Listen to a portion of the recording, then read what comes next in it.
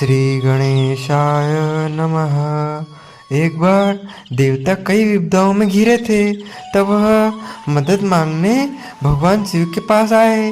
उस समय शिव के साथ कार्तिकेय तथा गणेश जी भी बैठे थे। देवताओं की बात सुनकर शिव जी ने कार्तिकेय व गणेश जी से पूछा कि तुम में से कौन देवताओं के कष्टों का निवारण कर सकता है। तब कार्तिकेय व गणेश जी दोनों ने ही स्वयं को इस कार्य के लिए सक्षम बताया। इस पर भगवान शिव ने दोनों की परीक्षा लेते हुए कहा कि तुम दोनों में से जो सबसे पहले पृथ्वी की परिक्रमा करके आएगा वही देवताओं की मदद करने जाएगा। भगवान शिव के मुख से यह वचन सुनते ही कार्तिकेय अपने वाहन मोर पर बैठकर पृथ्वी की परिक्रमा के लिए निकल गए, परंतु गणेश जी सोच में पड़ गए कि वह चूहे के ऊपर चढ़कर सारी पृथ्वी की परिक्रमा करेंगे तो इस कार्य में उन्हें बहुत समय लग जाएगा। तभी उन्हें एक उपाय सूझा। गणेश अपने स्थान से उठे और अपने माता पिता के साथ बाहर परिक्रमा करके वापस बैठ गए। परिक्रमा करके लौटने पर कार्तिकेय स्वयं को विजेता बताने लगे। तब शिव जी ने श्री गणेश से पृथ्वी की परिक्रमा न करने का कारण पूछा। तब भगवान गणेश ने कहा कि माता पिता के चरणों में ही समस्त लोग हैं। यह सुनकर भगवान शिव ने गणेश जी को देवताओं के संकट दूर करने की आज्ञा दी। इस प्रकार भगवान शिव ने गणेश जी को आशीर्वाद दिया कि चतुर्थी के दिन जो तुम्हारा पूजन करेगा और रात्रि में चंद्रमा को अर्घ्य देगा उसके तीनों पाप यानी दैहिक पाप ताप तथा भौतिक ताप दूर होंगे। इस व्रत को करने से व्रतधारी के सभी तरह के दुख दूर होंगे और उसे जीवन के भौतिक सुखों की प्राप्ति होगी। चारों तरफ से मनुष्य की सुख समृद्धि बढ़ेगी, पुत्र पौत्र आदि धन ऐश्वर्य की कमी नहीं रहेगी। इसी प्रकार एक और कथा आती है। एक समय की बात है, राजा हरिश्चंद्र के राज्य में एक कुम्हार था। वह मिट्टी के बर्तन बनाता, लेकिन वे कच्चे रह जाते थे। एक पुजारी की सलाह पर उसने इस समस्या को दूर करने के लिए एक छोटे बालक को मिट्टी के बर्तनों के साथ आवा में डाल दिया। उस दिन संकष्टी चतुर्थी का दिन था। उस बच्चे की माँ अपने बेटे के लिए परेशान थी। उसने गणेश जी से बेटे की कुशलता की प्रार्थना की। दूसरे दिन जब कुमार ने सुबह उठकर देखा तो आवा में उसके बर्तन तो पक गए थे, लेकिन बच्चे का बाल बांका भी नहीं हुआ था। वह डर गया और राजा के दरबार में जाकर सारी घटना बताई। इसके बाद राजा ने उस बच्चे और उसकी माँ को बुलाया तो माँ ने सभी तरह के विघ्नों को दूर करने वाली संकष्टी चतुर्थी का वर्णन किया। इस घटना के बाद से महिलाएं संतान और परिवार के सौभाग्य के लिए संकट चौथ का व्रत करने लगी। इसी प्रकार एक और पौराणिक एवं धार्मिक कथा आती है। एक समय की बात है कि विष्णु भगवान का विवाह लक्ष्मी जी के साथ निश्चित हो गया। विवाह की तैयारी होने लगी। सभी देवताओं को निमंत्रण भेजे गए, परंतु गणेश जी को निमंत्रण नहीं दिया। कारण जो भी रहा हो, अब भगवान विष्णु की बारात जाने का समय आ गया। सभी देवता अपनी पत्नियों के साथ विवाह समारोह में आए। उन सबने देखा कि गणेश जी कहीं दिखाई नहीं दे रहे। तब वे आपस में चर्चा करने लगे कि क्या गणेश जी को नहीं न्योता है या स्वयं गणेश जी नहीं आए। सभी को इस बात पर आश्चर्य होने लगा। तभी सबने विचार किया कि विष्णु भगवान से ही इसका कारण पूछा जाए। विष्णु भगवान से पूछने पर उन्होंने कहा कि हमने गणेश जी के पिता भोलेनाथ महादेव को न्योता भेजा है। यदि गणेश जी अपने पिता के साथ आना चाहते हैं तो आ जाते, अलग से न्योता देने की कोई आवश्यकता भी नहीं थी।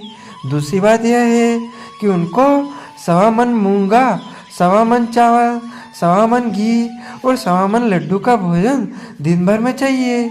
यदि गणेश जी नहीं आएंगे तो कोई बात नहीं, दूसरे के घर जाकर इतना सारा खाना पीना अच्छा भी नहीं लगता। इतनी वार्ता कर ही रहे थे कि किसी एक ने सुझाव दिया, यदि गणेश जी आ भी जाएं तो उनको द्वारपाल बनाकर बैठा देंगे कि आप घर की याद रखना। आप तो चूहे पर बैठकर धीरे धीरे चलोगे तो बारात से बहुत पीछे रह जाओगे। यह सुझाव भी सबको पसंद आ गया। तो विष्णु भगवान ने भी अपनी सहमति दे दी। होना क्या था, इतने में गणेश जी वहाँ पहुँचे और उन्होंने समझा बुझाकर घर की रखवाली करने बैठा दिया। बारात चल दी। तब नारद जी ने देखा कि गणेश जी तो दरवाजे पर ही बैठे हुए हैं, तो वे गणेश जी के पास गए और रुकने का कारण पूछा। गणेश जी कहने लगे कि विष्णु भगवान ने मेरा बहुत अपमान किया है। नारद जी ने कहा कि आप अपनी मूषक सेना को आगे भेज दे, तो वह रास्ता खोद देगी, जिससे उनके वाहन धरती में दह जाएंगे। तब आपको सम्मान पूर्वक बुलाना पड़ेगा। अब तो गणेश जी ने अपनी मूषक सेना जल्दी से आगे भेज दी और सेना ने जमीन पोली कर दी। जब बारात वहां से निकली तो रथों के पहिए धरती में धंस गए। लाख कोशिश करे परंतु पहिए नहीं निकले। सभी ने अपने अपने उपाय किए परंतु पहिए तो नहीं निकले, बल्कि जगह से टूट गए। किसी की समझ में नहीं आ रहा था कि अब क्या किया जाए। तब नारद जी ने कहा, आपने गणेश जी का अपमान करके अच्छा नहीं किया। यदि उन्होंने मना कर लाया जाए तो आपका कार्य सिद्ध हो सकता है और यह संकट टल सकता है। शंकर भगवान ने अपने दूत नंदी को भेजा और वे गणेश जी को लेकर आए। गणेश जी का आदर सम्मान के साथ पूजन किया। तब कहीं रथ के पहिए निकले।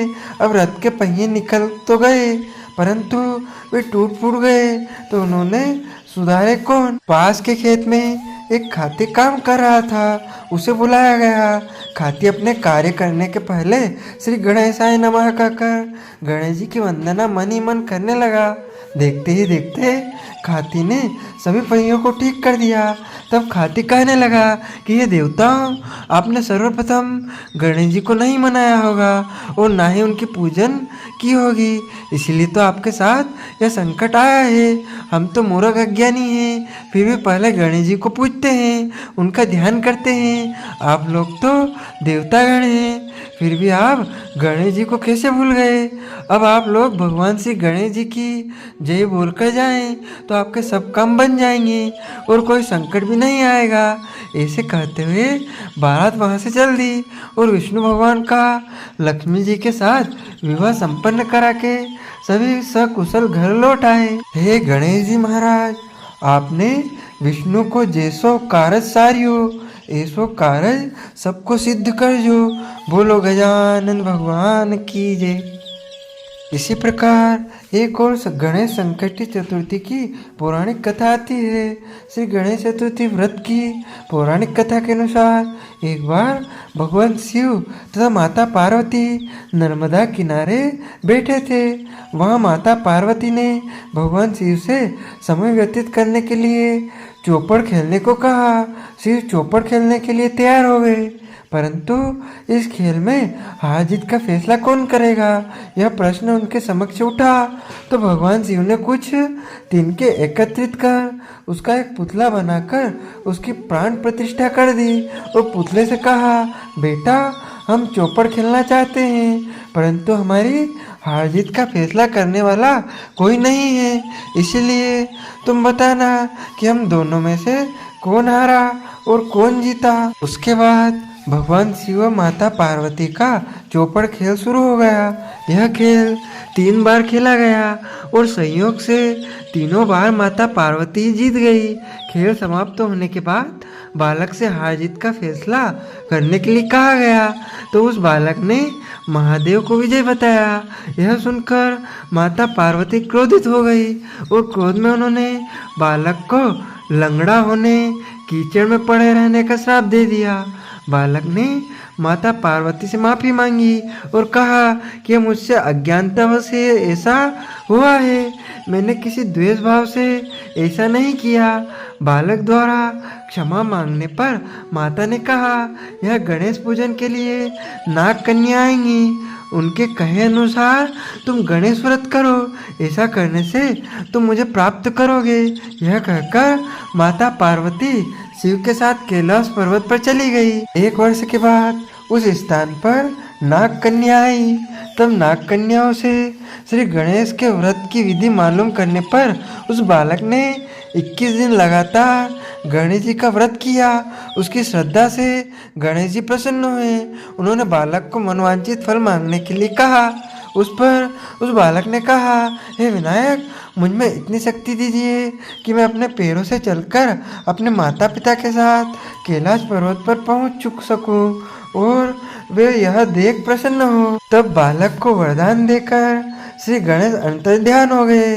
इसके बाद वह बालक कैलाश पर्वत पर पहुंच गया और कैलाश पर्वत पर पहुंचने की अपनी कथा उसने भगवान शिव को सुनाई। चौपड़ वाले दिन से माता पार्वती शिव जी से विमुख हो गई थी, अतः देवी के रुष्ट होने पर भगवान शिव ने भी बालक के बताए अनुसार 21 दिनों तक श्री गणेश का व्रत किया। इस व्रत के प्रभाव से माता पार्वती के मन से भगवान शिव के लिए जो नाराजगी थी वह समाप्त हो गई। तब यह व्रत विधि भगवान शंकर ने माता पार्वती को बताई। यह सुनकर माता पार्वती के मन में भी अपने पुत्र कार्तिकेय से मिलने की इच्छा जागृत हुई। तब माता पार्वती ने भी 21 दिन तक श्री गणेश व्रत किया था। दुर्वा फूल और लड्डुओं से गणेश जी का पूजन अर्चन किया। व्रत के 21वें दिन कार्तिकेय स्वयं माता पार्वती जी से आ मिले। उस दिन से श्री गणेश चतुर्थी का यह व्रत समस्त मनोकामनाओं की पूर्ति करने वाला व्रत माना जाता है। इस व्रत को करने से मनुष्य के सारे कष्ट दूर होकर मनुष्य समस्त सुख सुविधाओं को प्राप्त होती है। बोलिए गजानन भगवान की जय। तो दोस्तों, हमारे इस ज्ञानवर्धक वीडियो को अधिक से अधिक शेयर कीजिएगा, लाइक कीजिएगा, कमेंट कीजिएगा तथा आपने अभी तक सब्सक्राइब नहीं किया है तो सब्सक्राइब करके बेल आइकन अवश्य ऑन कर लीजिएगा। आपको और आपके पूरे परिवार को सादर जय श्री कृष्ण, सादर धन्यवाद।